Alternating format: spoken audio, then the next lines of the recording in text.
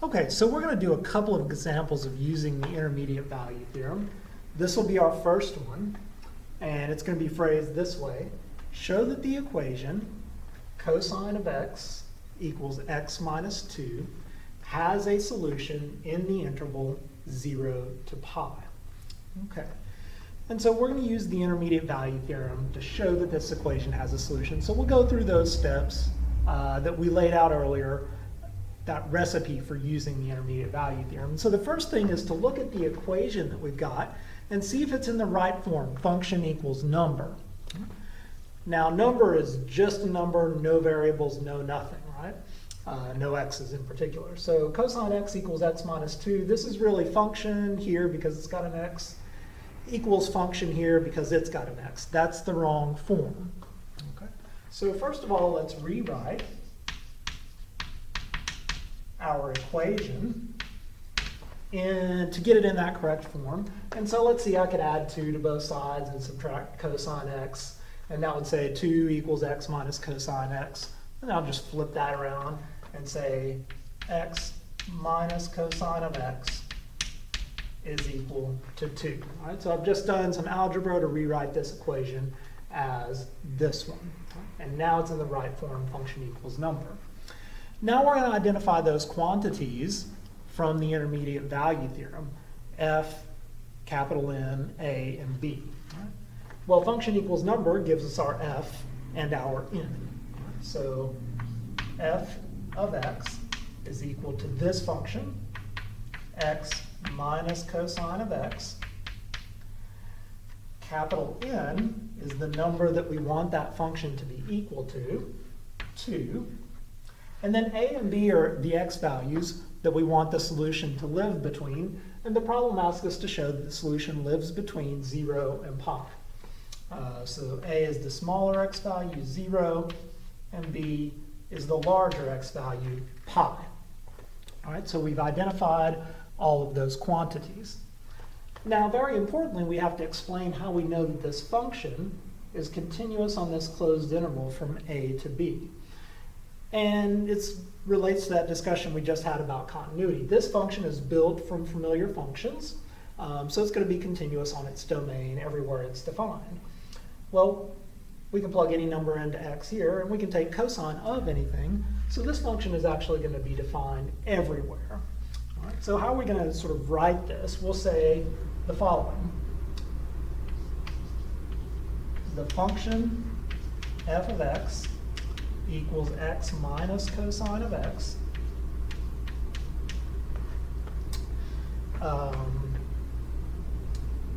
is built from familiar functions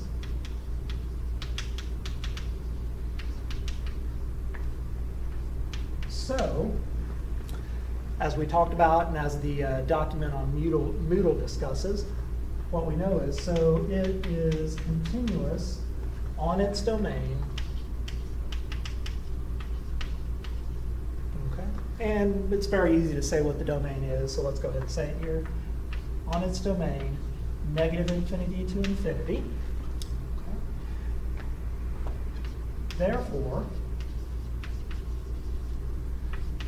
f is continuous on this smaller interval that lies inside of the domain, this closed interval from A to B, in this case from 0 to pi.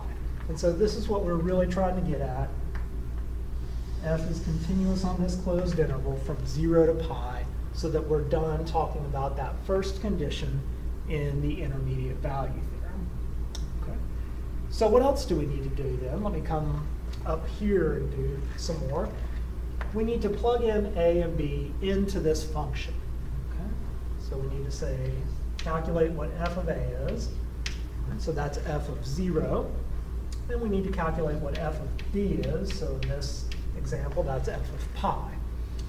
So f of 0, we come back to the function. It's 0 minus cosine of 0.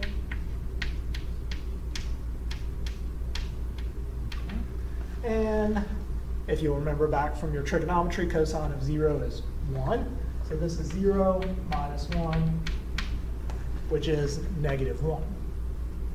And then f of pi is going to be pi minus cosine of pi.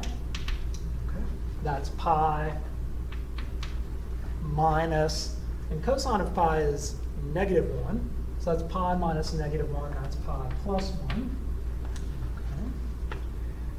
So we've calculated f of 0, it's -1. We've calculated f of pi, it's pi plus 1. Okay, so why do we need to do that? Well, we need to do that to verify that capital N is between f of A and f of B. And what was our capital N? It's 2. All right. So let's see.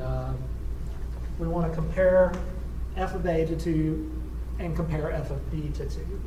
Well, clearly, -1 is less than this capital N, 2, and pi plus 1, well, pi is approximately 3.14, so 3.14 plus 1 is approximately 4.14. Clearly, that's larger than 2. All right, so this shows that 2 is between f of 0 and f of pi because it's bigger than one of them and less than the other. Okay. So this work here takes care of that second condition in the intermediate value theorem. Shows that capital N is between f of A and f of B. And let's see, unfortunately I'm out of space here, so to finish the problem, just pretend like I'm going on writing down here, and I'll erase. We'll say the following. We'll basically say that the IVT tells us something now, and we'll say exactly what it is that it tells us. So by the intermediate value theorem, there is a number C, and what does it say? Between A and B, so between 0 and pi, but again, that's the same as saying that C is in that open interval 0 to pi. We could say it either way. There is a number C between 0 and pi, such that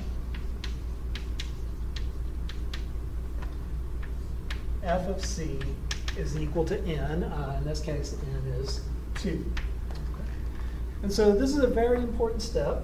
You have to say that you're using the intermediate value theorem here. Whenever you use a big named theorem, you need to say you're using it. And then you need to say exactly what it is that that intermediate value theorem tells you. Okay. So let's see. We're basically done now because we'll just say something like, so C is the desired solution.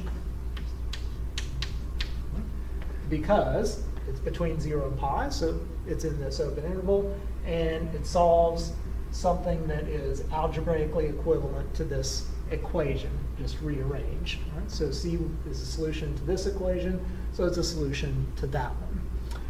Okay, and we're done with this problem. Okay, so let's erase that. And let me go back to the step where, actually, let me go back to the very first step, because remember in the first step, we said we would rewrite. And what we got from our rewriting was x minus cosine of x is equal to 2. Now, interestingly, there's more than one way we could have done this rewrite. There's more than one way to write this as function equals number. We could have also done something like this. We could have just subtracted the 2 from both sides as well, and then what would we have gotten? X minus 2 minus cosine of x is equal to 0. This is also function equals number form. Right? So the work would have looked a little different here, because our function f of x would have been something different, and our capital N would have been something different. But still, we would have seen that capital N is between f of A and f of B, and the intermediate value theorem still would have given us that same conclusion, that same desired result in the end. All right, so there's sometimes going to be some choice about how you rewrite in the form function equals number, but as long as you do your rewriting correctly, you'll get the same kind of conclusion either way. Okay, so that's the end of our first example. And that gives me a moment to talk about something else very interesting related to the intermediate value theorem. And that's this theme of algebra versus calculus that we've already seen earlier in the class.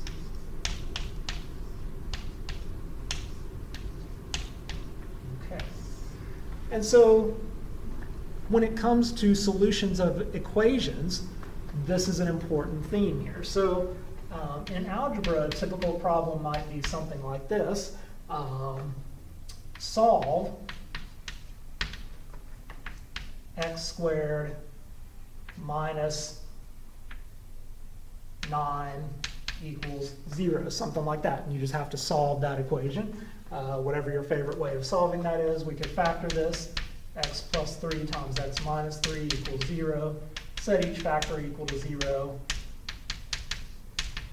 And we get these two solutions. X is negative 3, x is positive 3. Right? So in algebra and pre-calculus, when we solve equations, we're literally finding what the solutions are. In calculus,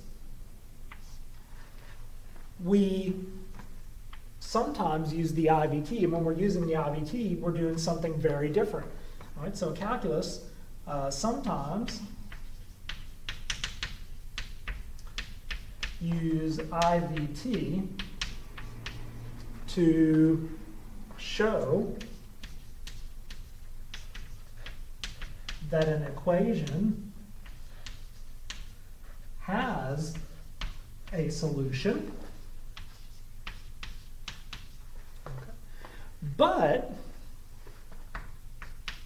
this is super important to note, IVT does not identify that solution.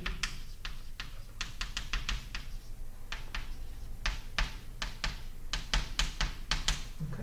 It just guarantees us that the equation does in fact have a solution.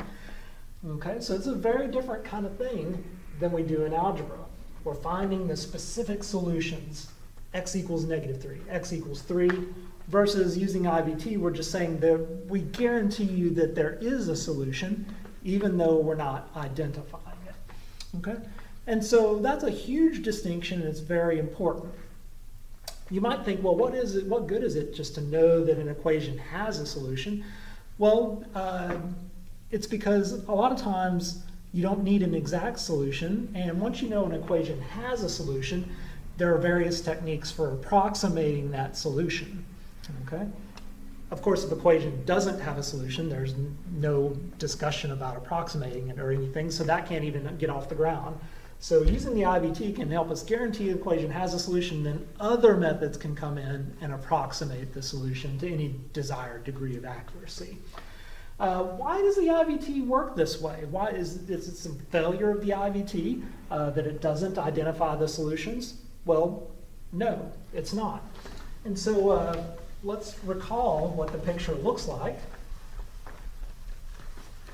Okay, so remember IVT picture looks something like this. We've got an A and a B. We've got an f of A, an f of B. We've got our points, A, comma, f of A, and B, comma, f of B. We've got a capital N that's somewhere between f of A and f of B, and then we have to make a continuous function that crosses somewhere.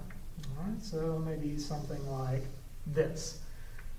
The x value where this function crosses is C. So why doesn't the intermediate value theorem identify C? Well, it's because that C could be anywhere between A and B, depending on what this function does. So I can draw a different function, continuous function, that does something like this. And now, of course, the place where that function crosses, that C is going to be in a different location.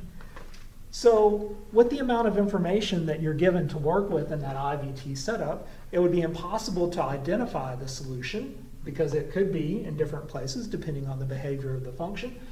But what you are certain of is that there will be a solution somewhere between A and B. Like for the white function, the solution was over there closer to closer to B. For the red function, the solution's maybe a little closer to A, right? But both of them do have a solution, even though we can't identify exactly what that solution is.